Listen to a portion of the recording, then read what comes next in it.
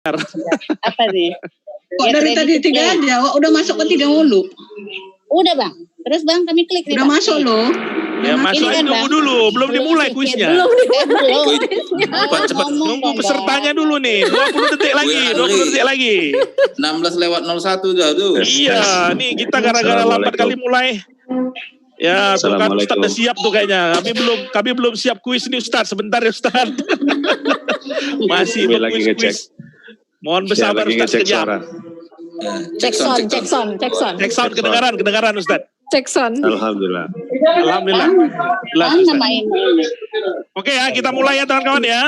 Iya. Oke, kita mulai soalnya untuk kuis kita hari ini. Sip. Jadi siapa yang belum masuk ya apa boleh buat. Nanti di ronde kedua lah ikutnya. Nah ini sudah muncul soalnya. Langsung dijawab, dipilih di handphone Anda masing-masing. Itu apa? Penjaga sudah ganti. Syarif Hidayatullah. Dan apa tuh yang namanya Syarif Hidayatullah tuh? Jati.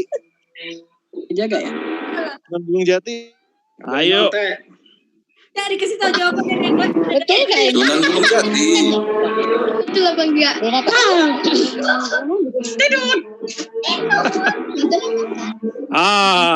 Mantap. Banyak juga yang betul Sunan Gunung Jati ya kan? Yang duluan Kita lihat siapa juaranya nih, siapa pemenangnya ya. Nah, ini pemenang dari soal pertama ini adalah ini Anda makin siapa yang makin cepat, skornya makin tinggi. Momoy cepat nih, paling satu nih. Jadi 5 teratas Momoy, Maya, Hari, Julfari, Emilia, dan ada Bang David, suaminya Kaisa. Oke, mari soal kedua. Silakan masuk kita soal kedua kawan-kawan. Ada 20 soal nih, jadi cepat skip. Ibu Sina. Allah, apa pula jawabannya nih Mas? Hai, kacau lah. Hajar aja Mak, nggak usah pening kali. Hajar aja Mak, nggak usah pening kali. Waktu kita tak banyak-banyak nih kawan-kawan. Nggak belajar. Bisa belajar aja dulu. Iya, cuma 2 orang yang betul. Salah lu jawabannya. Nah, ya kan pengajian kita namanya Ibnu Sina, tapi nggak ada yang tahu siapa Ibnu Sina ya kan. Ini sikit-sikit aja soal-soalnya nih. Uki ya, mantap juga Bang Uki tebakannya.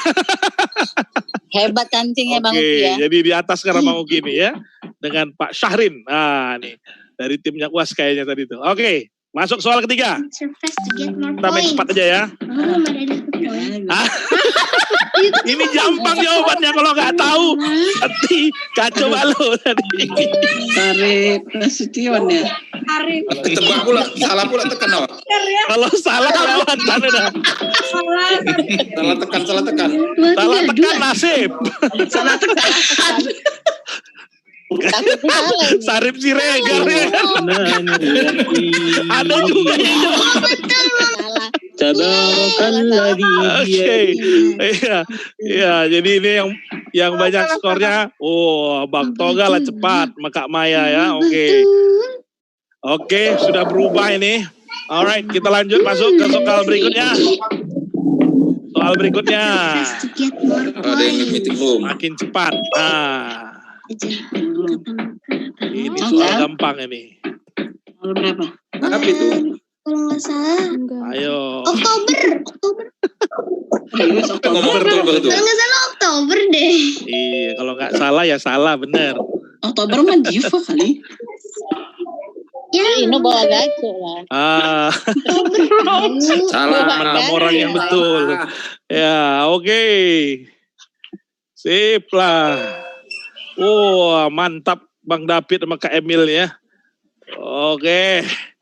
Sip. Perubahan terus. Masih dipimpin oleh Bang Syahrin di paling atas nih. Syahrin ini siapa nih? Siapa itu? Nggak salah. Fisik 5. Sarin Darmawanto. Fisik 5. Oke. Yang ganteng kali itu. Tahun berapa Nabi hijrah, ayo? Umur berapa tuh Nabi hijrah tuh, ayo? Bukan 621 Masehi, bukan. Yes, menang sekali. Awak kasih yang salah aja kan? Bukan 621 Masehi. Oke. Iya, biar kita cepatkan ya leaderboardnya, aku lewatkan dulu ya.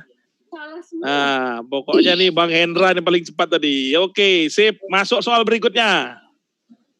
Biar jangan lama-lama kali. Kayak kuis. Nah, ini ada yang tahu nggak nih tahun berapa SMA 1 berdiri? Bukan tahun gajah. 2002. Bening kawan. Bening kawan, ya kan? 51. Tahun 50. Ya, betul. Oke, 50. mantap. Limpul. Limpul tahunnya. Oke. Bang Hendra, Kak Emil. Kak Emil tuh Bang Emil. Ada Emilia. Oh, Kak Emil, Emilia ya. Bang Emil ya.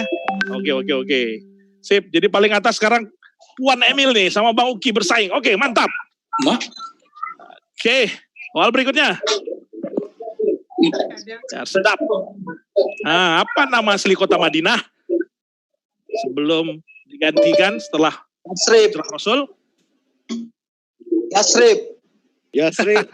Tosa disebut-sebut, tahu nanti yang lain. Paling atas sekarang Gitu ya? Puan Emil nih sama Bang Uki bersaing. Oke, mantap ya, dijawab. Oke. Dijawab. Nggak tahu. Bukan dijawab. Pilih. Nah, Yasrib. Mantap. Oke. Sip lah. Oke, acara kuis. Kayak mana cara beneran deh. Siapa yang paling cepat? Nanti kalau ceramah nih mau Masih banyak ini mereka juga yang paling cepat pertanyaannya, ini ya kan. Masya Oke. Belajar loh dari Ligat. bawah. Oke, legat lagi. Masuk soal berikutnya. Banyak nih soalnya Mas ini. Wah, Bang Makmun semangat kali makannya Bang. Awas selak Bang. Minum sedikit. Nah, ini ayat dari surah yang mana ini? Al-Baqarah nih.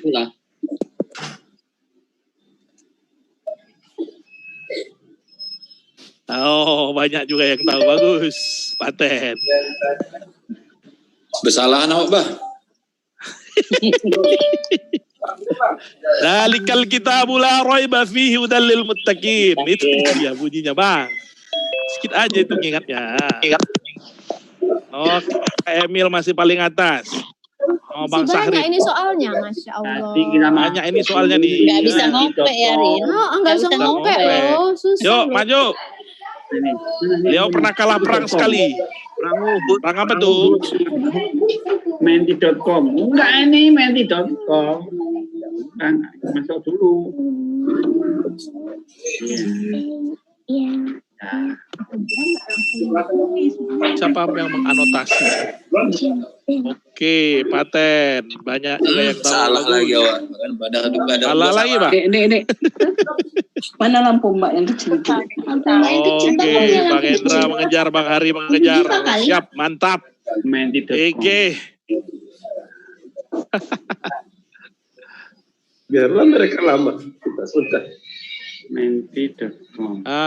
Saat ini alamat SMA Negeri 1 Medan itu Jalan Tengku Umar Cideci di nomor 1 terletak di kelurahan apa ya? Madras Hulu, Madras Hilir. Oh, bekas Kepling ya. Apa nama kelurahan SMA 1? Hendra mengejar, Bang Hari mengejar. Siap, mantap. Menti.com. Ada juga banyak juga yang tahu Madras dulu. Iya. Kelurahan Kampung Geling ya. Madras. Saat ini alamat SMA Negeri 1 Medan itu Jalan Tengku Umar Cideci di nomor 1 terletak di kelurahan apa ya? Bang Hendra memimpin sama Bang Uyas. Mantap orang Medan ini. Ayo lanjut sedikit lagi. Oh, bekas Kepling ya. Apa nama kelurahan SMA 1? Hendra mengejar, Bang Hari mengejar. Mantap ini. Urutan adalah ada juga banyak juga yang tahu Madras dulu. Iya. Kelurahan Kampung Geling ya. Madras. Jangan ada suara-suara. Jalan Tengku Umar Cideci di nomor 1 terletak di kelurahan apa ya? Bang Hendra memimpin sama Bang Uyas.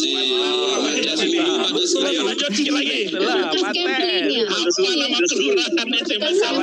Berikutnya ya. Nanti kita lihat terakhir aja siapa yang juara akhirnya. Urutan adalah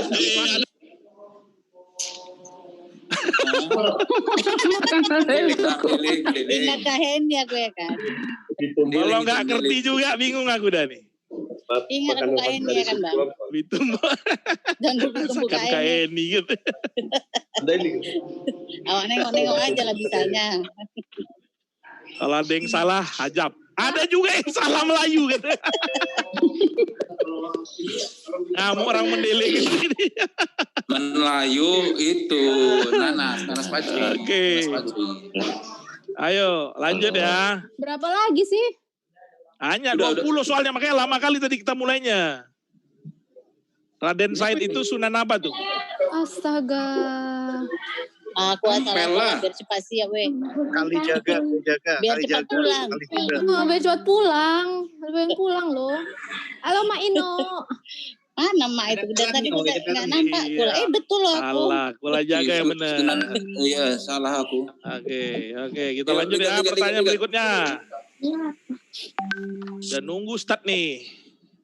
Ya, tiga. Ustaz yang nunggu kita sekarang. Satu-satu. Udah. Kalian Udah lama itu, kali masuknya. Udah dapat itu bukunya, udah lah tuh Belum. Sedikit Apa lagi. ini jawabannya? Gak dapat nanti siapa juaranya. Ih, betul aku. Apa? Nggak ada kopean ya Marin. Ya susah kali loh. Mana susah, ini soal anak SD nih, anak SMP. Udah lama kita ke SD tau kau. Masa hidupnya Rasul pernah berhaji. Berapa kali? Satu kali lah. Satu kali aja ya. Satu kali aja lah. Mana tahu, ada yang nggak tahu? Mana tahu pikirnya nggak pernah. Halo? Gacoknya siapa? Bang tahu kan dia? Enggak lah. Halo? Ya. Oke, bagus. Iya, Nela tanyakan. Sip. Coba kita tengok dulu siapa udah paling atas nih. Ligat sikit ligat. Ligat. Bawa Siki ya. Bang, jam berapa nih Bang? Ah, Udah siap belum? Kayaknya jangan lama-lama kalian jawabnya.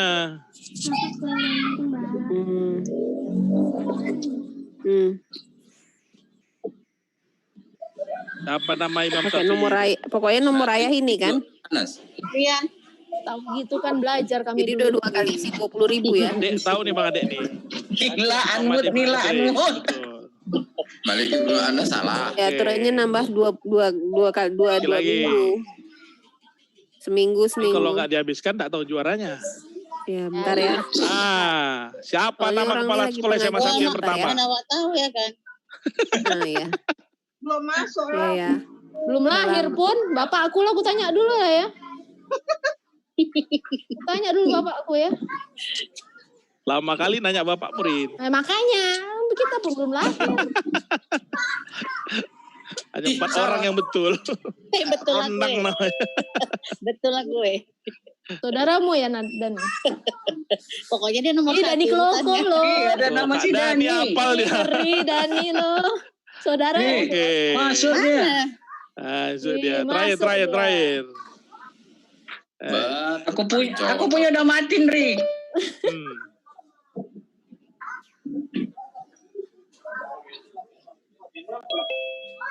Lagi. Ada yang tak tahu.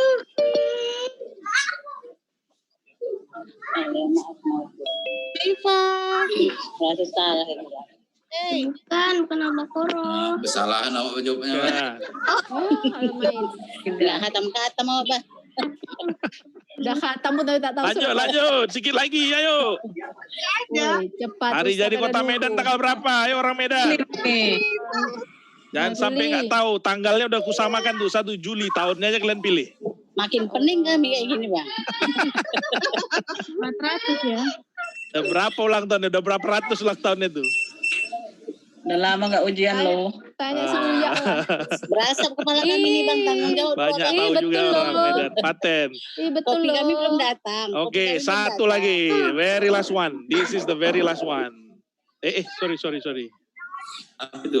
Very last one, the very last one. Udah. Kalau nggak tahu kelewatan lah kalian. Siapalah pendiri Kota Medan ini? Menantu Raja Pulau Brayan rupanya. Bukan aku ya menantunya ya Iya, guru Patimpus. Betul. Oke, jadi pemenangnya adalah Kalau sembiring Roll, kalau pola yang tahu. please. Kalau sembiring kalau pola yang tahu. Pasti laku ya kan. Oke. Udah lah, nggak juara pun. Silvi juara 1. Bang Ari juara 2, Bang David sama Bang Sarin sama Bang Benny. Oke, mereka yang akan dapat bukunya ya. Jadi terima kasih kawan-kawan sudah mengikuti kuis lucu-lucu nggak jelas nih, ya kan? Nah, sekarang Cocok kita lah yang menang Bu Dokter. stop sharing dulu. Kita teman-teman saya sekali lagi akan mute semuanya gitu ya, untuk tidak bisa mengikuti, tidak bisa membuka suara lagi. Jadi untuk Ustadz, nah ini saya minta unmute. Ustadz Abdul Somad, saya minta unmute. Bisa di unmute, Ustadz?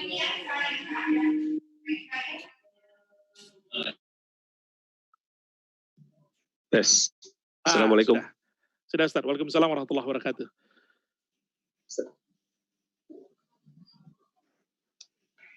Baik kawan-kawan, jadi kita akan segera memulai pengajian kita hari ini.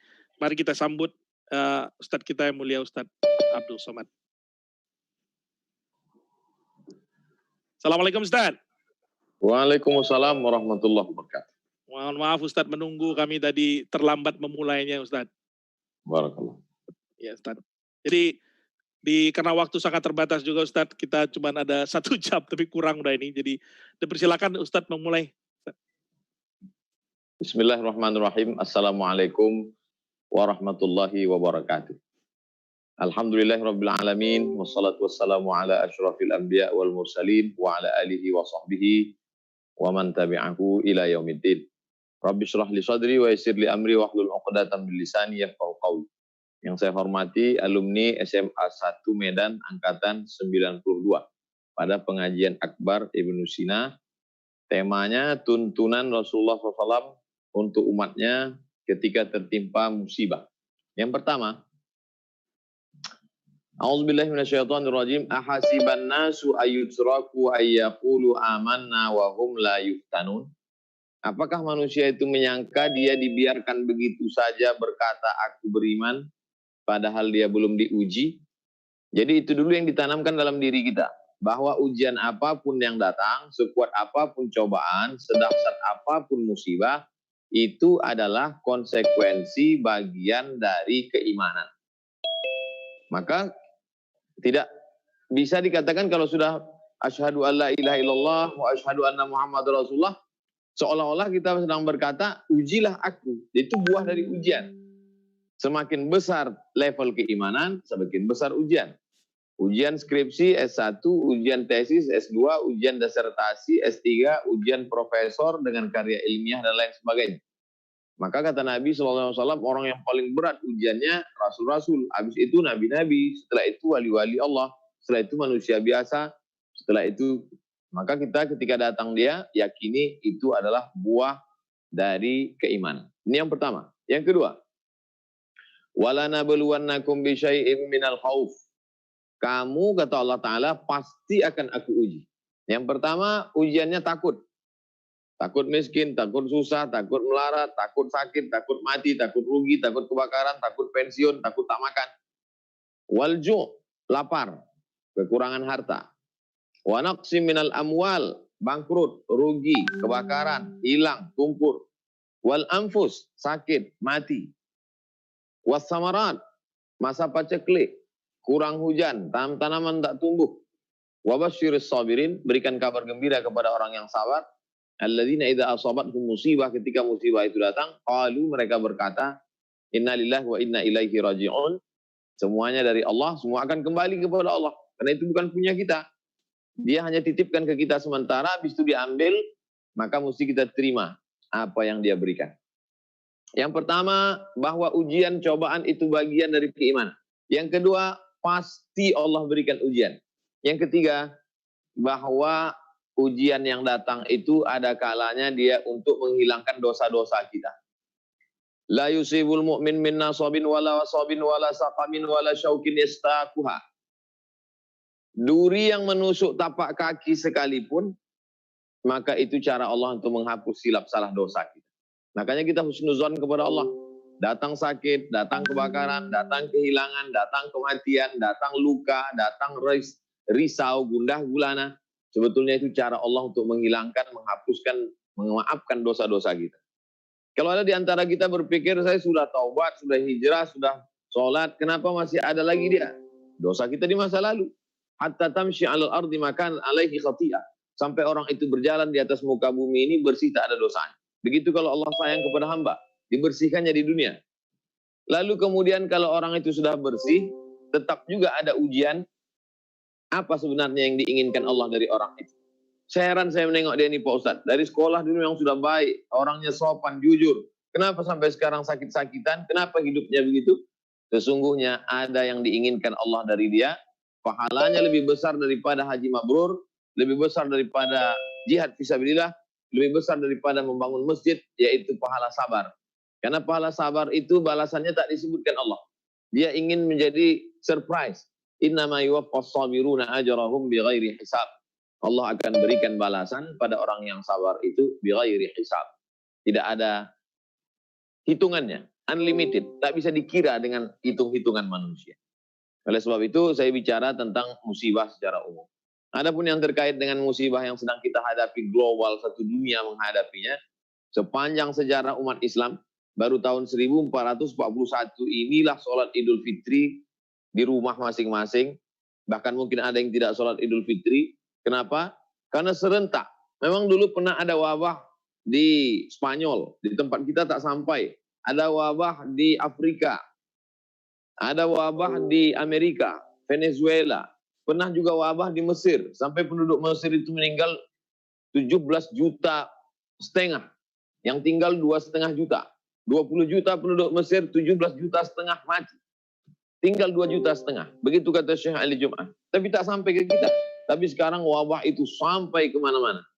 Maka Nabi sudah menyampaikan caranya. Idza sami'tum bihi, kalau kamu mendengar ada suatu wabah terjadi di suatu negeri, la taqdimu ilaihi. Jangan kamu datang ke sana. Wa idza waqa'tum bihi, dan kalau kamu tinggal di suatu negeri ada terjadi wabah, la takhruju firaran minhu. Jangan kamu keluar dari negeri itu. Jadi orang baru sekarang tahu apa yang disebut dengan social distancing, apa yang disebut dengan PSBB, lebih ekstrim lagi lockdown. Tapi sebenarnya 14 abad yang lalu Nabi kita sudah bicara itu. Jadi kita bangga sebagai seorang muslim, Nabi kita tidak hanya bicara tentang Tuhan, tidak bicara tentang mati, tidak bicara hari kiamat, tapi juga bicara tentang bagaimana menangkal wabah. Lalu kemudian kita sekarang diajarkan cuci tangan, lalu kemudian diajarkan bagaimana menggunakan hand sanitizer, maka bicara tentang kebersihan, jauh daripada kebersihan tangan, maaf, cebok, kebersihan kemaluan, yang lebih spesifik, lebih halus daripada itu sudah diajarkan kepada kita, jauh sebelum wabah ini datang. Oleh sebab itu, satu sisi dia sebagai musibah, tapi satu sisi sebenarnya Allah mau tunjukkan, begitulah hebatnya agama kamu, kamu mesti bangga, anak-anak cucumu mesti ngerti, mesti paham, karena kalau tidak dia anggap agama ini hanya seremonial, ritual saja. Hari raya orang, hari raya dia. Motong kambing orang, motong kambing dia. Lahir, akikah, meninggal takziah, nikah walimah, selesai. Bukan itu agama. Ya ayyuhalladzina amanu, hai orang beriman, udkhulu fisilmi, masuk kamu ke dalam Islam kafah, total. Segala aspek kehidupanmu adalah bernilai dari mulai hembusan nafasmu mau tidur, bismika Allahumma ahya wa amut, sampai kau bangun tidur, alhamdulillahilladzi ahyana ba'dama amatana wa ilaihin nusur, semuanya adalah dalam ajaran Islam. Lalu kemudian kalau ada orang mati kena musibah, wal matu'unu syahid, orang yang mati kena wabah, matinya mati syahid. Kalau ada keluarganya meninggal meneteskan air mata, sedih biasa, normal, wajar. Nabi pun menangis ketika anaknya meninggal. Tapi terlalu larut dalam kesedihan, yang perlu kau sedihkan adalah bukan mereka, karena mereka mati syahid. Makanya dikatakan ulama kalau ada orang meninggal dunia, yang hidup itu jangan terlalu larut sedih, karena orang meninggal dunia itu sudah merasakan 3, sedangkan kau belum. Mereka sudah melihat malaikat maut, mereka sudah merasakan mati, mereka sudah mengakhiri hidupnya dengan husnul khatimah. Sedangkan engkau belum pernah melihat malaikat maut, belum merasakan sakitnya mati, dan belum tahu akhir hidupnya entah husnul khatimah atau suul khatimah. Jadi kak saya setelah membaca-baca, kalau ada orang meninggal saya menangis juga, tapi yang saya tangisi adalah diri saya. Mereka sudah jelas sekarang didoakan orang. Bagaimana dengan diri kita 5-10 tahun akan datang. Atau bahkan mungkin besok pagi belum tentu kita masih hidup di atas muka bumi Allah Subhanahu wa ta'ala. Oleh sebab itu, program yang baik ditaja oleh alumni SMA 1 Medan angkatan 92 di tengah wabah Covid bisa berkumpul walaupun tidak satu tempat, lalu kemudian diisi dengan program yang bermanfaat, saling nasihat menasihati, maka ini mesti dilanjutkan mengisi. Karena kita ini watawasau bil haq watawasau bis sabr. Kalau tidak kita isi dengan watawasau bil haq, innal insana lafi khusrin. Manusia itu semuanya dalam keadaan rugi. Saya yakin dan percaya sahabat Bapak Ibu yang angkatan 92, berarti 28 tahun yang lalu, mungkin sebagiannya sudah ada yang meninggal dunia, maka programnya amat sangat baik, mulai mendata berapa anak yatim, berapa yang perlu disantuni, berapa yang perlu diperhatikan, bagaimana pendidikan mereka, bagaimana keagamaan mereka. Maka itulah tujuan dari pertemuan perkumpulan. Lalu kemudian pula iktibar pelajaran, begitu mengenang kawan kita, mungkin dia jauh lebih sehat dari kita. Secara ekonomi dia dulu jauh lebih kaya daripada kita. Secara fisik mungkin dia lebih ganteng, lebih cantik daripada kita. Mengapa dia lebih dulu mati menghadap Allah SWT? Oleh sebab itu merenung itu sejenak membangkitkan semangat hidup, mendatangkan syukur kepada Allah, dan yang paling penting adalah bagaimana sisa hidup kita ini berkualitas dan bermakna. Umur tak bisa ditambah. Idza jaa ajaluhum, kalau ajal sudah sampai, la yastakhiruna sa'atan, tak bisa ditunda sesaat, wala yastaqdimun, tak bisa dimajukan, tak bisa dimundurkan. Tapi sisa hidup ini bisa kita buat menjadi lebih berkualitas, lebih bermakna. Punya harta bisa menolong orang lain, punya jabatan bisa meringankan beban orang lain, bisa memasukkan kebahagiaan ke hati orang lain. Saya yakin dan percaya program kita petang ini bisa membahagiakan orang lain, bisa menyenangkan hati orang lain, paling tidak dapat tertawa, tersenyum, bertatap muka, lapang hati, lapang jiwa. Maka itu yang dikatakan Nabi, man ahabba yubsatalahu fi rizqihi, siapa yang mau dilapangkan rezekinya, wa yunsa'alahu fi atharihi, dipanjangkan umurnya, falyasil rahimahu, hendaklah dia terus menyambung tali silaturahim. Alumni SMA Negeri 1 Medan angkatan 92 mau memberitahu seluruh umat manusia bahwa COVID-19 tidak menghalangi kami untuk terus bersilaturahim. Bahwa wabah pandemi corona tidak menghalangi kami untuk tetap bisa menyambung ukhuwah Islamiyah. Saya kira sebagai pengantar dialog kita petang ini, saya cukupkan demikian. Selanjutnya kita dialog menjawab pertanyaan-pertanyaan yang terkait dengan masalah tema ini atau di luar ini. Terima kasih. Wassalamualaikum warahmatullahi wabarakatuh. Waalaikumsalam warahmatullahi wabarakatuh. Terima kasih ya Ustadz atas pembukaannya tadi yang menarik sekali, bahwa memang kami pengajian ini udah berapa tahun ini, barangkali udah lebih 12-15 tahun kali Ustadz rutin kita lakukan. Jadi insya Allah silaturahmi tetap terjaga terus kawan-kawan di sini. Ustadz, jadi memang seperti yang sudah kita rencanakan, sudah ada beberapa kawan-kawan yang mengirimkan pertanyaan langsung kepada saya, dan sudah saya share juga kemarin kepada timnya Ustadz. Tapi saya bacakan saja supaya Ustadz bisa langsung menjawab dan teman-teman mendengarkan gitu ya. Pertanyaan pertama nih Ustadz. Ustadz, bolehkah kita berdoa dalam hati waktu sujud dalam sholat? Yang saya tahu selama ini boleh, karena waktu sujud adalah waktu yang paling dekat kepada Allah. Tapi baru-baru ini saya ada baca bahwa berdoa dalam hati berlama-lama dalam sujud itu tidak sesuai dengan rukun sholat. Cemana kira-kira yang betul Ustaz? Gitu pertanyaan Ustaz. Megaya Medan bertanya nih, cemana? Aqrabu ma yakunul abdu min rabbihi wa huwa sajid. Orang paling dekat dengan Tuhan ketika dia sedang sujud. Aksiru fihi du'a. Mumpung kau masih dekat dengan Tuhan, perbanyaklah permohonan doa ketika sedang sujud itu. Hadisnya hadis sahih, disebutkan dalam kitab Sahih Muslim. Dalam Ahlus Sunnah wal Jamaah, kitab paling tinggi setelah Quran Sahih Bukhari. Di bawah itu Sahih Muslim. Ditulis oleh Imam Muslim Ibn al-Hajjaj al-Qushairi an-Naisaburi, wafat tahun 261 Hijrah. Umur kitab ini 1100 tahun yang lalu. Artinya tak ada ikhtilaf antar ulama semua mazhab bahwa tempat paling afdol berdoa adalah di sujud terakhir itu. Adapun teknis cara berdoanya, apakah dalam hati atau disuarakan di mulut, maka kita sholat itu qiraah, bukan mutola'ah. Kalau mutola'ah itu orang membaca buku, mulutnya diam. Dalam hati saja, itu namanya mutola'ah. Adapun dalam sholat kita tidak disebut mutola'ah, tapi qiraah. Qiraah itu mulutnya berucap, hatinya mengingat, pikirannya fokus. Ketika connect ketiga-tiganya ini, Maka di antara menyebabkan orang tidak khusyuk sholat karena mulutnya tidak bergerak. Sahabat Nabi namanya Khabbab ibnul Arth ditanya oleh tabi'in. Tabi'in generasi ketiga yang tidak ketemu dengan Nabi. Ya Khabbab, ya. Apakah engkau pernah melihat Nabi sholat? Pernah. Nabi itu kalau sholat mulutnya bergerak atau diam? Kata Khabbab, Nabi mulutnya bergerak ketika sholat. Dari mana kau tahu Nabi itu mulutnya bergerak? Kata Khabbab, bittirabi lihyatih, aku lihat jenggot Nabi bergoyang. Jenggotnya bergoyang berarti dagunya bergoyang, berarti rahangnya bergoyang.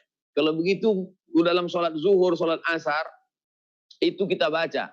Bismillahirrahmanirrahim. Suaranya hamsah, didengar telinga kita. Tidak sampai mengganggu orang di sebelah, tapi mulut kita bergerak. Jadi kalau tidak bergerak, sholatnya sah. Dia tidak bicara sah tak sah. Kalau cerita sah tak sah, sah. Tapi kalau cerita afdal mengikut sunnah, maka dilafazkan di mulut. Hanya saja kalau doanya itu berbahasa, bukan bahasa Indonesia, bukan bahasa Arab. Kalau dia bisa bahasa Arab, dilafazkannya di mulut. Allahumma rzuqni rizqan halalan thayyiban mubarakan fi. Berikanlah aku rezeki yang halal dan barakah. Rabbi ja'alni minas solihin, jadikan aku orang yang sholat. Rabbi habli minas solihin, jadikan anakku anak yang soleh. Allahumma dafa'annal ghala wal wabah, jauhkan kami dari musibah. Tapi kalau dia tidak bisa bahasa Arab, bahasa Indonesia, maka dia tidak boleh melafazkan itu. Karena kalau dilafalkannya bahasa selain Arab, sholatnya batal. Jadi kalau tidak bisa menggunakan bahasa Arab, pakai bahasa kita, doa di sujud terakhir itu di dalam hati. Jangan dilafalkan di mulut. Begitu terkait tentang teknis doa di sujud terakhir. Baik sholat wajib maupun sholat sunat. Wallahu a'lam bishawab. Baik, terima kasih Ustadz. Jadi terjawab bagi kawan yang bertanya tadi. Pertanyaan berikutnya Ustadz. Ustadz, apakah anak laki-laki wajib membayar hutang bapaknya yang sudah meninggal? Padahal bapaknya itu tidak berniat sungguh-sungguh membayar hutang tersebut semasa hidupnya. Bapak tersebut juga tidak bersungguh-sungguh menafkahi anak dan istrinya, mulai anaknya usia TK sampai remaja. Hutangnya tersebar di banyak orang. Sebagian hutangnya dilunasi istri, namun karena sangat banyak dan terus-menerus bertambah, maka istri tidak membayarkan lagi. Tagihan sering dialamatkan oleh yang memberi hutang ke istri dan bahkan menagih melalui teman-teman istri di media sosial. Hutang tersebut dilakukan untuk investasi yang tidak layak dan bapak tersebut memang selalu ditipu orang sehingga uang hutangnya habis tidak jelas. Mohon penjelasannya Ustaz. Kalau orang meninggal dunia, maka mesti cepat-cepat dikuburkan.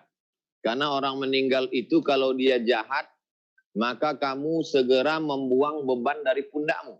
Kalau dia baik, berarti kau cepat mempertemukan dia dengan amal kebaikannya. Orang meninggal dunia, cepat-cepat dikebumikan.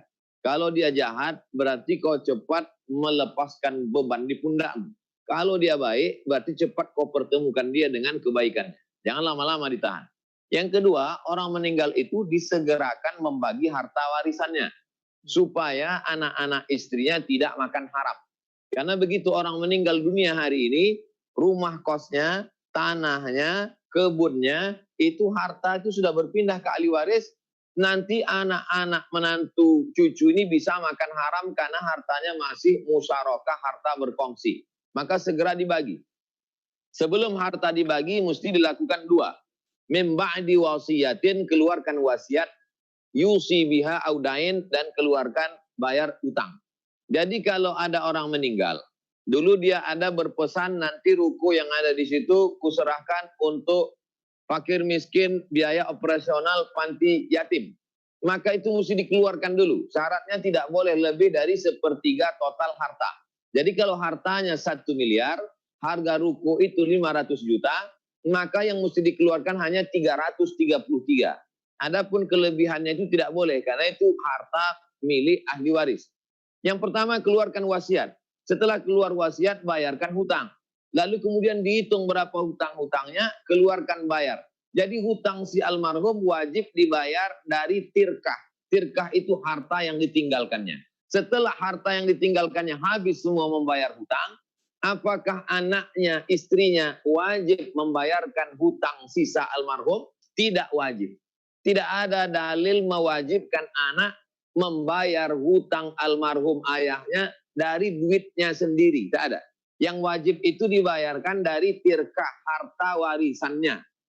Saya ulang sekali lagi. Meninggal seseorang, hartanya itu dikeluarkan wasiat tak lebih dari 1/3 total, 2/3-nya itu bayarkan untuk hutangnya. Kalau masih bersisa, itulah hak engkau sebagai ahli waris.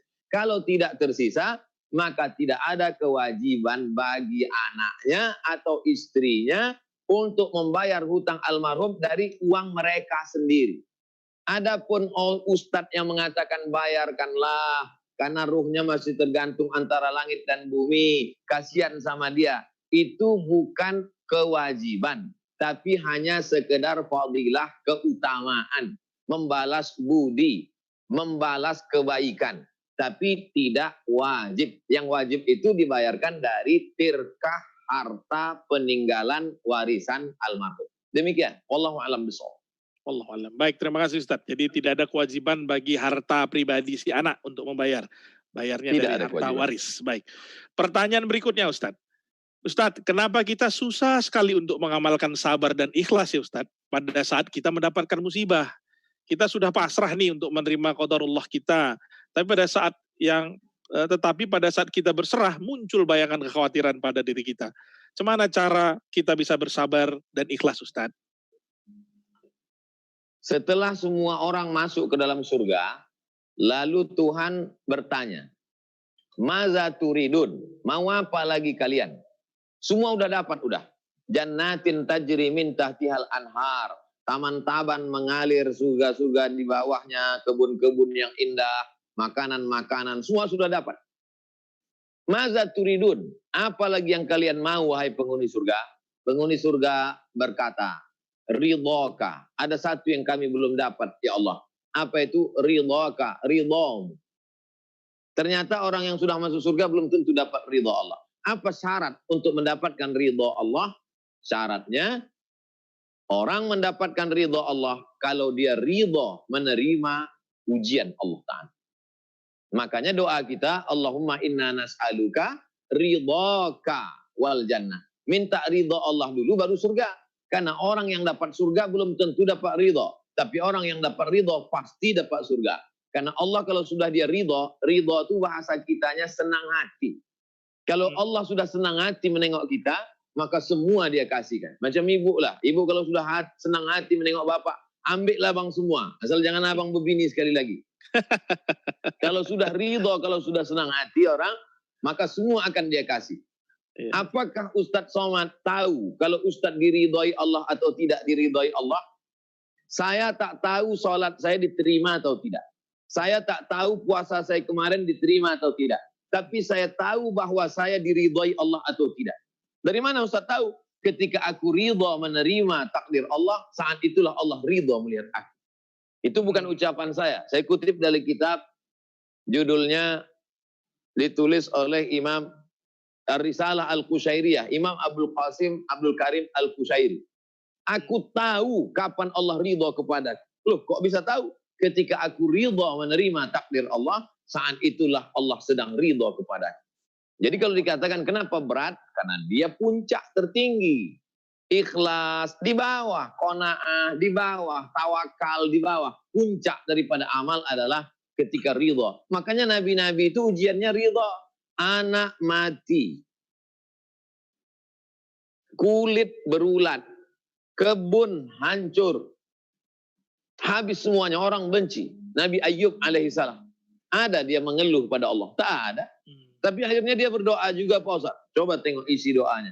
Rabbi anni massaniyadurru wa anta arhamur rahimin. Ya Allah, aku kena penyakit, engkau maha penyayang. Itu aja. Tak ada dia bilang, kok parah kali lah penyakitku ini, kok beginilah, rupanya apa kali lah amalku ini. Tak ada dia bilang.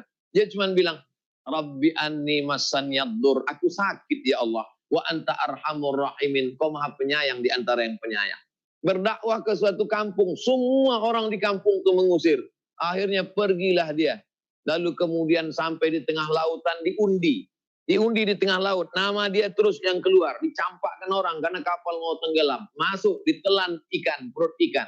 Gelap malam, gelap laut, gelap perut ikan. Ada dia mengeluh? Tak ada. Apa zikir dia dalam perut ikan itu? La ilaha illa anta subhanaka inni kuntu minaz zalimin. Tak ada Tuhan kecuali engkau ya Allah, aku sudah berbuat zalim. Nabi Muhammad SAW belum lahir ke dunia, mati ayahnya. Baru usia 4 tahun, mati pula emaknya. Dibesarkan oleh kakek datuk, meninggal pula datuknya itu. Dibesarkan oleh paman, paman di tahun yang sama meninggal dengan istrinya. Anaknya 4 perempuan, 3 meninggal waktu dia hidup. Cuman Fatimah sendiri yang meninggal, sudah dia meninggal 6 bulan sudah itu baru meninggal pula Fatimah. Anak laki-lakinya Ibrahim meninggal, Qasim meninggal, Abdullah meninggal. Ada dia mengeluh? Tak ada. Adabnya kepada Allah Subhanahu wa taala. Jadi kalau dikatakan kenapa berat sekali ridho kepada takdir Allah ini? Karena balasannya luar biasa. Kalau balasan cuma panci sama rantang, ringanlah dia. Nah, oleh sebab itu mudah-mudahan kita termasuk yang ridho menerima takdir Allah. Amin ya Rabbal Alamin. Jadi ridho Allah itu karena kita juga ridho menerima apa yang diberikan Allah kepada kita. Itulah nanti bisa jadi caranya gitu ya tadi Ustaz ya. Barakallah. Baik Ustaz. Berikutnya Ustaz, ini pertanyaan lagi. Apakah amalan terbaik seorang hamba yang ditimpa kesusahan musibah, sedangkan dia tidak ada yang mendampingi menolongnya supaya tidak terjerumus dalam keputusasaan? Jadi supaya ini orang ini kayaknya pertanyaannya dia, kalau kita tak ada kawan, tak ada orang di sekitar kita, sementara kita tertimpa kesusahan, amal apa yang bisa kita lakukan? Gitu kira-kira Ustaz. Kalau kita sedang susah, mengadu sama orang, 20% orang itu tak percaya, yang 80 ikut senang menengok kesusahan kita. Kalau kita sedang susah, mengadu sama kawan, mengadu sama orang, 20% orang yang mendengar cerita kita itu tak percaya. Dibilangnya kita mendramatisir. 20 tak percaya, yang 80 ikut senang menengok kesenangan kita. Pura-pura mukanya susah, dalam hatinya mampuslah kau, kata dia. Oleh sebab itu, siapa tempat kita mengadu? Tak ada tempat mengadu kecuali Allah Subhanahu wa taala. Maka yang pertama ditanamkan pada siapapun yang kena musibah adalah la ilaha illallah. Itu kuatkan dalam hati. Makanya banyak zikir la ilaha illallah ke dalam tangkai jantung di dalam la ilaha illallah untuk mengusir segala bisikan setan semuanya. Makanya kalau kita sudah bersandar kepada Allah, kita menjadi kuat. Wasta'inu bisabri, yang pertama tahan. Tahan tangan, jangan sampai memukul-mukul pipi, merobek-robek baju, menarik-narik rambut, mencakar-cakar dinding. Yang kedua, tahan lidah, jangan sampai mencaci maki, sumpah serapah. Tahan hati, jangan sampai memaki-maki Tuhan di dalam. Setelah bisa ditahan, tahan itu bahasa Arabnya sabar. Yang kedua baru sholat. Bisolah, melaksanakan sholat. Sholatnya kalau waktu pagi sholat duha. Kalau kebetulan malam mau tidur, sholat witir. Tahajud. Tak bisa bangun tengah malam menjelang subuh jam 4 pun di Medan masih ada waktu subuh. Di Jakarta jam 4 pun masih ada. Jam 4:30 udah mau azan subuh. Kira-kira 15 menit pun masih bisa sholat tahajud. Perbanyaklah sujud di situ. Minta kepada Allah, dilapangkan Allah hati. Pertama, jangan sendirian, jangan merasa sendiri, tapi ada sama Allah. Yang kedua, banyak-banyak sholat sunat. Yang ketiga, banyak-banyak zikir. Saya tidak memilihkan zikir khusus. Ada orang zikirnya nyaman, astaghfirullah. Ada orang zikirnya subhanallah bihamdihi subhanallahil azim. Ada orang zikirnya Allahumma sholli ala sayyidina Muhammad. Terserah. Ada orang zikirnya baca Quran. Terserah. Orang yang sibuk berzikir mengingat aku, sampai dia lupa berdoa kepada aku, maka aku berikan dia lebih baik daripada yang kuberikan pada orang yang berdoa. Allah. Man syaghalahu zikri, siapa yang sibuk berzikir mengingat aku, sampai dia lupa meminta kepada aku, maka aku berikan dia lebih baik daripada yang kuberikan kepada orang yang berdoa. Ada orang asik aja berdoa, tapi tak pernah berzikir. Ini hambaku, sibuk berzikir mengingat aku, sampai lupa dia berdoa. Kuberikan dia lebih baik daripada yang kuberikan kepada orang yang berdoa. Yang namanya hidup ini tak pernah orang lepas daripada ujian. Bedanya ada orang bersandar kepada Allah, ada orang yang melarikannya ke ngobrol menjadi ghibah, ada pula yang pakai sabu-sabu narkoba, akhirnya mati dan semuanya mati. Orang baik mati, orang jahat pun mati, cuman bedanya apa yang akan kita terima setelah kita mati. Demikian. Baik, terima kasih Ustaz. Jadi kesimpulannya tadi jawabannya adalah jangan merasa sendiri, ada Allah dengan kita. Yang kedua, banyak-banyak sholat malam, sholat tahajud, dan juga berzikir. Baik Ustadz, pertanyaannya masih banyak, ada beberapa nih Ustadz. Mudah-mudahan waktu kita masih cukup.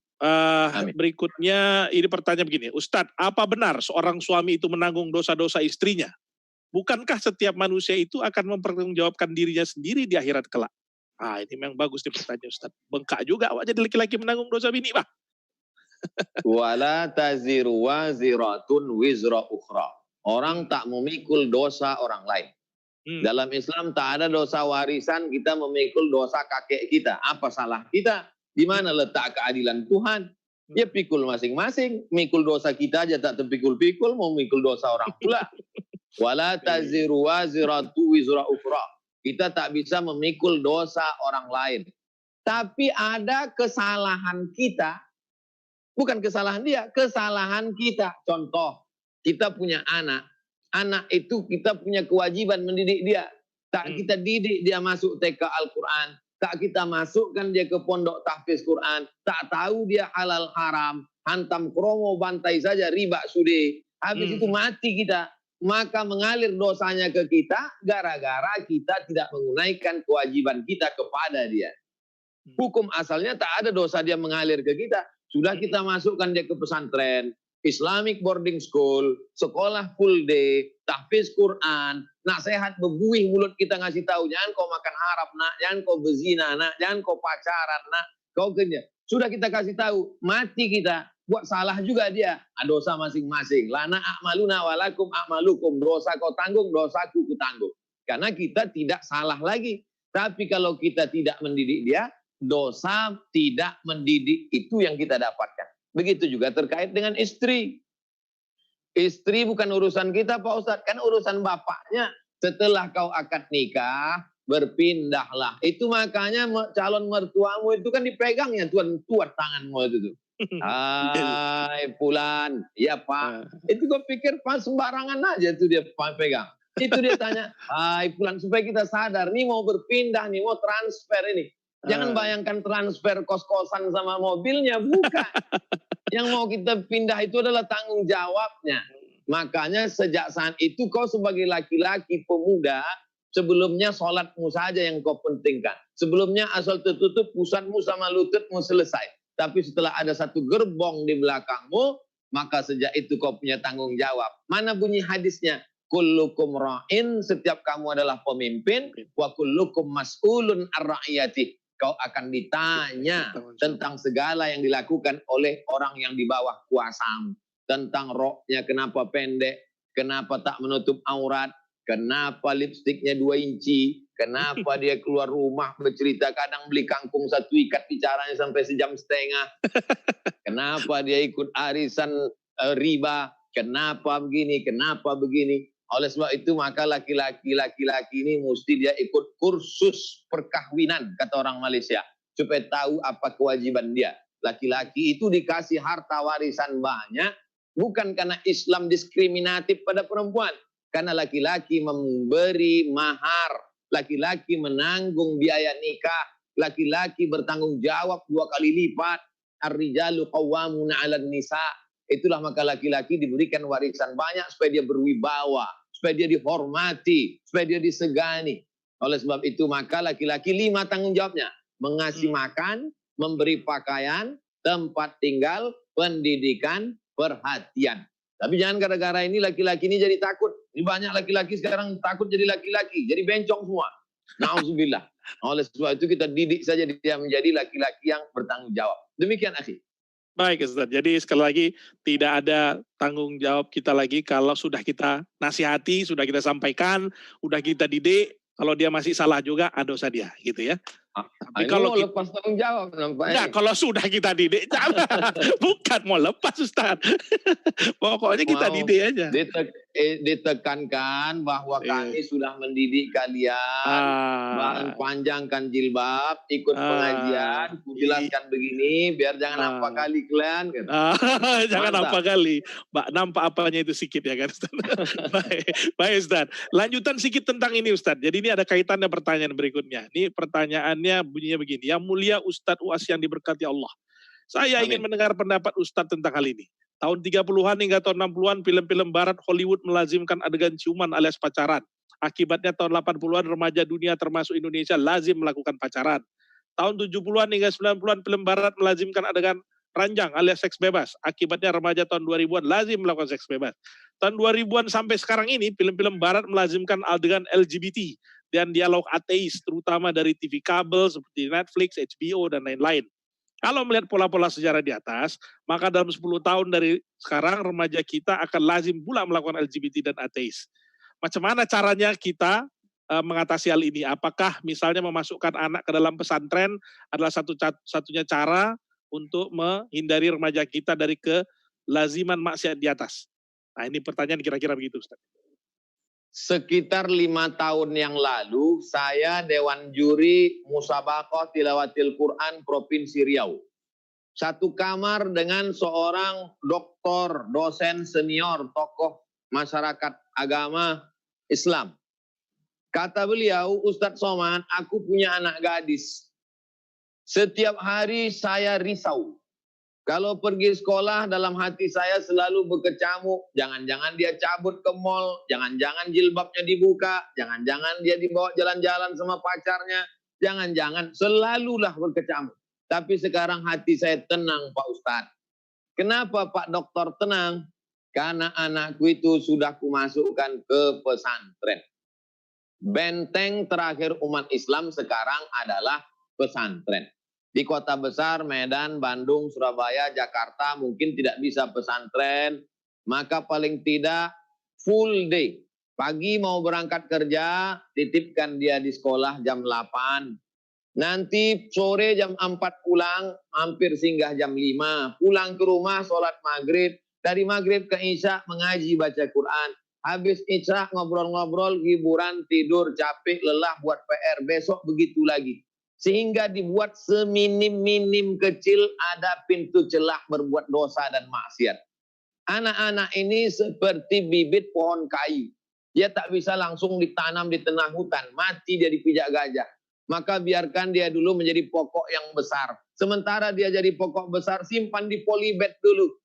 Disiram dia rajin-rajin sampai berbatang kokoh. Setelah itu nanti baru kemudian jaga dia supaya jangan sampai dimakan wereng, pucuknya dimakan ulat. Setelah dia menjadi pohon pokok yang kuat, maka tanamkanlah insya Allah. Kapan dia menjadi pohon yang kuat itu? Tamat SD, tahfiz. Tamat SMP, tahfiz. Tamat SMA, tahfiz.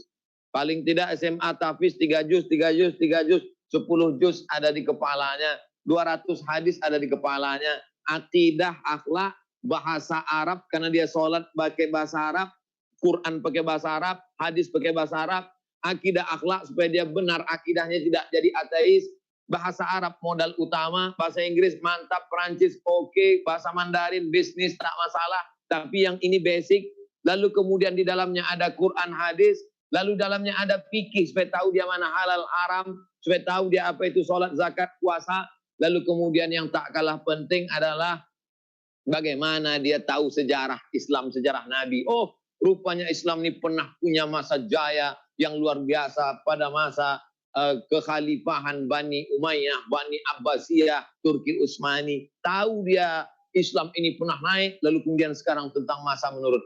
Setelah itu nanti silakan dia masuk ke fakultas kedokteran, silakan dia menjadi pengacara sampai ke Leiden Belanda, silakan dia masuk ke sains teknologi, tapi dia sudah pohon kayu yang kuat. Kalau sudah kita berusaha, terjadi juga yang tidak kita inginkan, qadarullah takdir. Tapi kalau kita tidak ada usaha, terjadi macam-macam, itu adalah sebab akibat. Usaha terus, banyak-banyak berdoa, jangan kasih makan haram, berdoa tiap hari, Rabbi habli minas solihin, tutupkan pintu hatinya untuk berzina, tutupkan pintu hatinya jangan jadi LGBT, tutupkan pintu hatinya. Hatinya itulah yang menggerakkan. Kalau baik hatinya, maka akan baik semuanya. Qalbul mu'min baina asabi'ir rahman. Hati orang itu dalam kuasa Allah. Minta pada Allah supaya hatinya itu senantiasa dibimbing oleh Allah Subhanahu wa taala. Kalau baik hatinya, dari ujung rambut sampai ke ujung kaki akan menjadi baik. Demikian. Terima kasih Ustadz. Baik, kawan-kawan kelihatannya masih ada waktu untuk mengajukan pertanyaan langsung kepada Ustadz.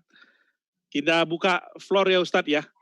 Baik. Saya izin, jadi silahkan kawan-kawan siapapun Anda yang kawan-kawan yang ingin bertanya langsung pada Ustadz, silahkan unmute. Saya sudah kasih kesempatan teman-teman untuk bisa menghidupkan mikrofonnya. Langsung saja, tidak usah pakai tunjuk-tunjuk tangan, hidupkan langsung bersuara. Sementara yang lain yang tidak bertanya tetap silent dulu. Silahkan, monggo. Tafadhol. Ada yang mau bertanya? Soalnya tadi di chatting banyak yang mengajukan pertanyaan. Nah, mumpung ada kesempatan, bertanyalah langsung. Hadiati, Kak Hadiati mau bertanya langsung? Oke, silahkan. Di unmute dulu Kak Hadiati, belum masih mute tuh. Ya, monggo. Assalamualaikum warahmatullahi wabarakatuh, Ustaz. Waalaikumsalam warahmatullahi. Yang mau saya tanyakan, kebetulan saya tenaga medis yang menangani COVID. Yang menjadi permasalahan itu kan sekarang penanganan masalah jenazah pasien yang dianggap sebagai COVID. Kita aja sebagai tenaga medis sebenarnya kesusahan untuk mendiagnosa pasien ini COVID atau bukan COVID. Tetapi mungkin suatu ketika ada kesalahan, padahal sebenarnya pasien ini bukan COVID gitu, Ustaz. Apakah kalau dia dilaksanakan pemulasaran jenazahnya secara COVID, kami sebagai tenaga medis berdosa untuk itu, Ustaz? Al-hakim iza jatahada. Kalau seorang hakim yang punya ilmu berijtihad, fa'asaba ijtihadnya benar, lahu ajrani, dia 2 pahala. Pertama, pahala sudah berijtihad. Yang kedua, ijtihadnya benar. Iza akhta'a, kalau ijtihadnya salah, silap, keliru, tetap dapat pahala 1. Pertama, dia sudah berijtihad sesuai dengan kemampuannya. Jadi ibu, bapak dokter, sama seperti seorang hakim yang memutuskan suatu perkara. Menurut ilmu kalian, ilmu bapak ibu dokter, menurut diagnosa, menurut puncak prediksi pengetahuan, orang ini kena COVID. Lalu kemudian dilaksanakanlah semua yang terkait protokol COVID. Sampai dikuburkan, sampai tak boleh ketemu keluarga. Selesai. Ternyata di akhirat nanti kata malaikat, dia tak mati karena COVID. Maka bapak, ibu termaafkan. Kenapa? Karena sudah berusaha menyelamatkan orang banyak. Karena kalau justru ijtihadnya salah, mengatakan tidak COVID, ternyata COVID, beribu orang bisa kena. Tapi yang menjadi masalah, ada orang memainkan ijtihadnya karena ada uang di sana. Karena kalau dia kena ini dapat sekian juta, lalu kemudian dia curang, maka kecurangannya itu yang menyebabkan dia dosa. Jadi jangan sampai terlalu ketakutan. Saya sudah berusaha ya Allah, lillahi ta'ala, maka la yukallifullahu nafsan illa usaha. Allah tidak membebani orang lebih dari kemampuannya. Ibu, bapak sudah berusaha, sudah berijtihad, tawakkal Allah. Wallahu a'lam bishawab. Terima kasih, Ustaz. Melegakan. Terima kasih. Jadi Dokter Hadiati mudah-mudahan tetap bersemangat ya dokter ya untuk bertugas. Ini kayaknya lagi di rumah sakit juga dokter ya. Iya. Baik, silakan lagi kawan-kawan yang lain. Apa lagi yang ingin bertanya langsung saja unmute dan langsung bertanya. Siapa yang ingin bertanya lagi? Berapa lama lagi waktu kita, Ustadz? Masih ada waktu kita, Ustadz? Insya Allah. Insya Allah, oke. Baik, soalnya saya khawatir Ustadz ada lagi pengajian berikutnya. Ada lagi yang mau bertanya? Bang Toga. Monggo Bang Toga, silakan Bang Toga. Ya, Assalamualaikum Tad, Assalamualaikum semuanya. Waalaikumsalam. Nah, pengen tahu nih Tad dan pengen ketegasan, apa bedanya ujian, azab, dan musibah? Ada yang menyamakan dan ada yang meratakan. Dan kapan dan bagi siapa Allah berikan kepada umatnya itu Tad? Demikian Tad. Baik.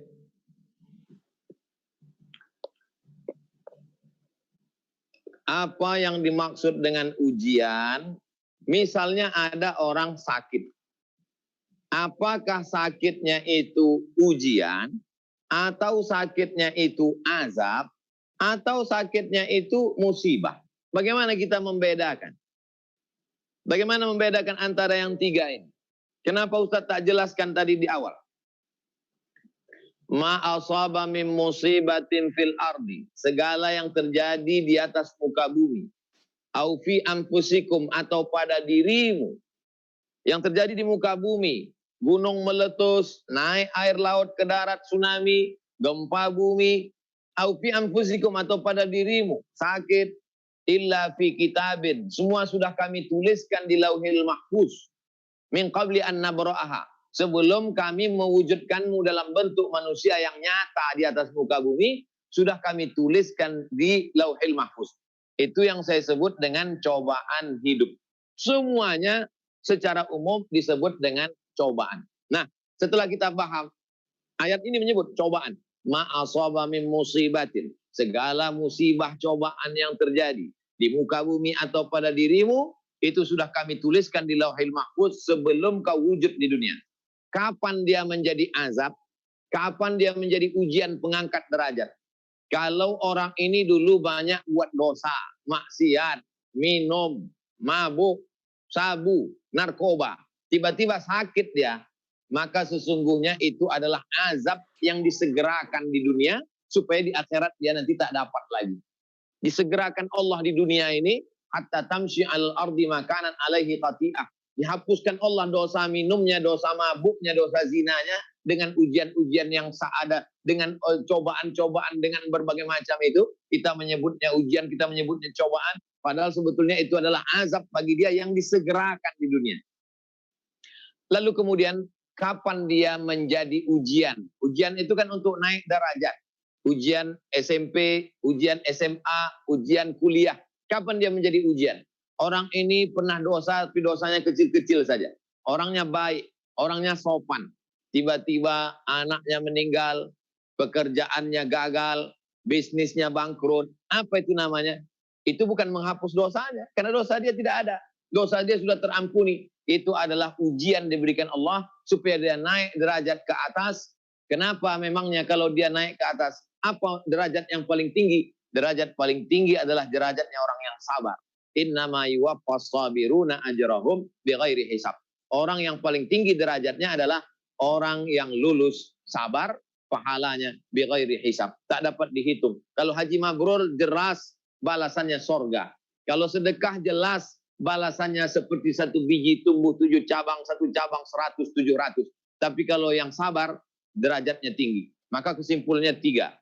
1, dia musibah secara umum. 2, bisa menghapus dosa sebagai azab. 3, pengangkat derajat karena Allah ingin menjadi hamba yang sabar. Demikian, wallahu a'lam. Allahu a'lam. Terima kasih atas jawaban dari Ustaz Abdul Somad. Terima kasih pertanyaan Bang Toga. Kawan-kawan, waktu juga yang membatasi kita. Insya Allah kita bisa bertemu di kesempatan lain ya Ustaz ya. Amin, amin. Insya Allah, karena kita rutin juga pengajian ini, suatu hari nanti mungkin kita bisa undang Ustadz lagi. Amin, insya Allah. Ketika waktu Ustadz tersedia juga. Jadi teman-teman silakan videonya dihidupkan, kita akan sama-sama menutup ini dengan berdoa. Barangkali Ustadz minta bantu doain Ustadz. Ada beberapa tadi yang menitip doa Ustadz. Jadi pertama ada, kami ini kebetulan pada usia kami ini pas ada anak-anak yang mau masuk kuliah ini Ustadz. Jadi tadi banyak yang minta tolong didoakan anak-anaknya bisa masuk kuliah atau mungkin ada yang baru masuk SMA dan seterusnya. Terus kemudian sehat-sehat kita dalam kondisi COVID-19 ini dan juga ya doa kita secara umum lah supaya kita selalu bisa istiqomah di jalan Allah. Silakan Ustaz. Astaghfirullahalazim, astaghfirullahalazim, astaghfirullahalazim. Alladzi la ilaha illa huwal hayyul qayyum wa atubu ilaih. A'udzubillahi minasyaitonir rajim. Bismillahirrahmanirrahim. Alhamdulillahirabbil alamin arrahmanir rahim maliki yaumiddin. Iyyaka na'budu wa iyyaka nasta'in ihdinas siratal mustaqim siratal ladzina an'amta 'alaihim ghairil maghdubi 'alaihim waladdallin. Amin. Allahumma shalli 'ala sayyidina Muhammad wa 'ala ali sayyidina Muhammad. Allahumma inna natawassalu ilaika bihaqqi suratil Fatihah. Kami mohon kepada Engkau dengan kemuliaan surat Al-Fatihah. Antahfaz abna'ana min kulli su' wa syarr.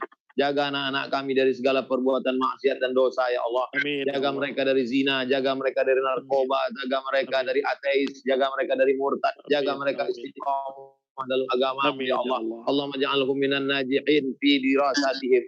Sukseskan anak-anak kami yang SMP, SMA, yang kuliah sehingga mereka menjadi anak-anak yang dapat kami banggakan di dunia dan di akhirat. Amin ya Allah. Rabbana hab lana minas salihin Jadikan anak kami anak-anak yang saleh dan salihah. Rabbana hab lana min ladunka dzurriyyatan thayyibah. Jadikan mereka generasi yang baik-baik sampai hari kiamat. Allahumma ihfazhum min kulli su' wa syar. Jaga mereka dari perbuatan keji dan mungkar. Allahumma balligh maqasidana, sampaikan segala niat tujuan kami. Sehingga saat kami mati menghadapmu, kami bangga terhadap mereka karena mereka mengirimkan kami doa, Rabbi fili wali walidayya warhamhuma kama rabbayana shaghira. Ya muqallibal qulub, engkau yang membolak-balikkan hati, sabbit qulubana, kokohkan hati kami ala dinik dalam agamamu, ala ta'atik dalam ketaatan kepadamu. Allahumma alif baina qulubina, satukan hati kami, bil khusus abang-abang kami, kakak-kakak kami, sahabat-sahabat kami, alumni SMA 1 angkatan 92, ya Allah. Jadikan mereka bersaudara hanya karena engkau. Bersaudara karena harta akan binasa, bersaudara karena jabatan akan sirna, bersaudara karena kekuasaan akan berakhir. Tapi bersaudara karena la ilaha illallah Muhammadur Rasulullah. Berteman di dunia, bersahabat di dunia, bertetangga sampai hingga ke surga. Amin ya rabbal alamin. Allahumma bi husnil khatimah. Tutup umur kami dengan husnul khatimah. Wala taqtim alaina bi su'il khatimah. Jangan kau tutup dengan su'ul khatimah. Rabbana atina fid dunya hasanah wa fil akhirati hasanah wa qina adzabannar wa adkhilnal jannata ma'al abrar ya aziz ya ghaffar wa sallallahu ala sayidina Muhammad wa ala alihi wa sahbihi wasallam walhamdulillahi rabbil alamin. Alhamdulillah rabbil alamin. Terima kasih Ustadz, terima kasih kawan-kawan semua. Mari kita tutup pengajian kita dari Ustadz dengan menutup dengan doa kafaratul majlis. Subhanakallahumma wa hamdika wa asyhadu an la ilaha illa anta astaghfiruka wa atubu ilaik. Terima kasih Ustaz. Saya ucapkan banyak terima kasih kepada seluruh jamaah alumni SMA 1 Medan angkatan 92 bil khusus Bang Ade, mudah-mudahan selalu istiqomah, tetap jalan dakwah. Terima kasih. Mohon maaf banyak tutur kata saya tak berkenan di hati, tetap kita sambung silaturahim. Wassalamualaikum warahmatullahi wabarakatuh. Waalaikumsalam. Terima kasih Ustaz. Berkenan mungkin Ustaz kalau mau berpindah ke acara lain.